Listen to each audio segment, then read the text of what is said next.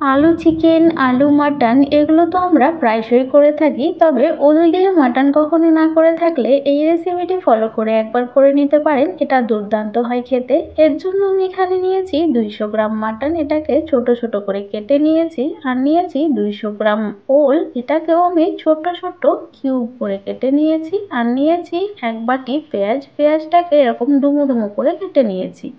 এবারে গ্যাসে কড়াই বসিয়ে দিয়েছি। কড়াইটা খুব ভালো মতো গরম হয়ে গেলে এর মধ্যে দিয়ে দিলাম পরিমাণ মতো সর্ষের তেল।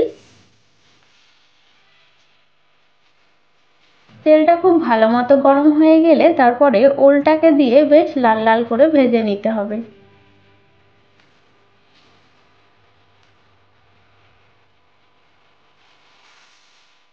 ওলটা ভেজে নেওয়া হয়ে গেছে, এবারে আমি তুলে নিচ্ছি।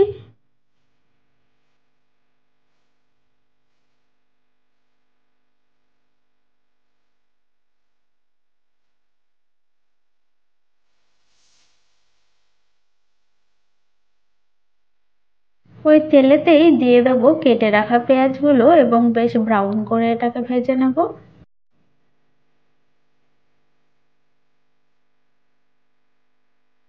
পেঁয়াজে খুব সুন্দর কালার চলে এসেছে, এই পর্যায়ে মাটনটা অ্যাড করে দেবো।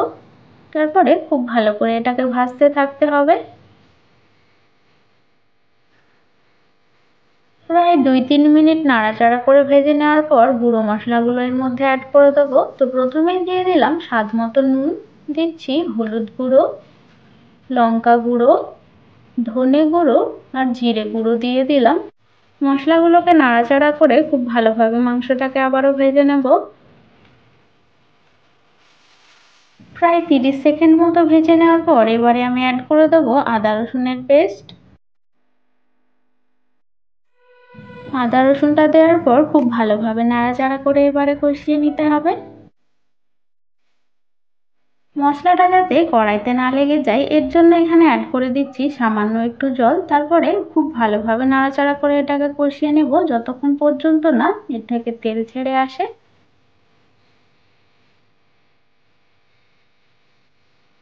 মাটনটা কষানো হয়ে গেছে, এই পর্যায়ে অ্যাড করে দেবো ভেজে রাখা ওল। তারপরে ওল আর মাংস খুব ভালোভাবে কষিয়ে নিতে হবে।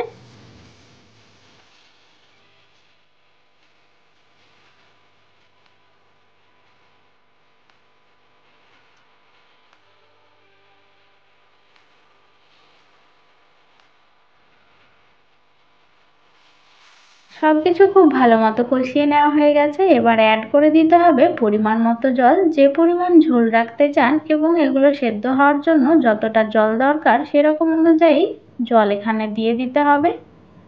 এটাকে ঢাকা দিয়ে রান্না করে নেব 10 মিনিট। 10 মিনিট পর ঢাকনাটা খুলে হালকা হাতে এটাকে একটু নাড়াচাড়া করে নেব। তারপরে আবারও ঢেকে রান্না করে নেব প্রায় 10 মিনিটের মতো। গ্যাসের ফ্লেমটা কিন্তু লোতে থাকবে। প্রায় 10 মিনিট পরে ঢাকনাটা খুলে নিলাম।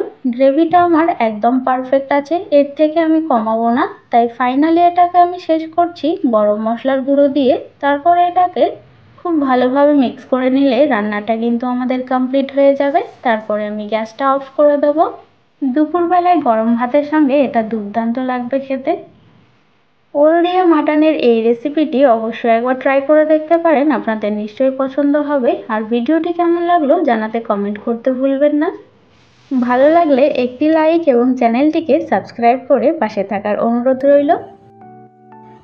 আমি রিনা আর আপনারা দেখছেন রিনা স্পাইস কিচেন। ফিরে আসছি নতুন আরও একটি রেসিপি নিয়ে নেক্সট এপিসোডে।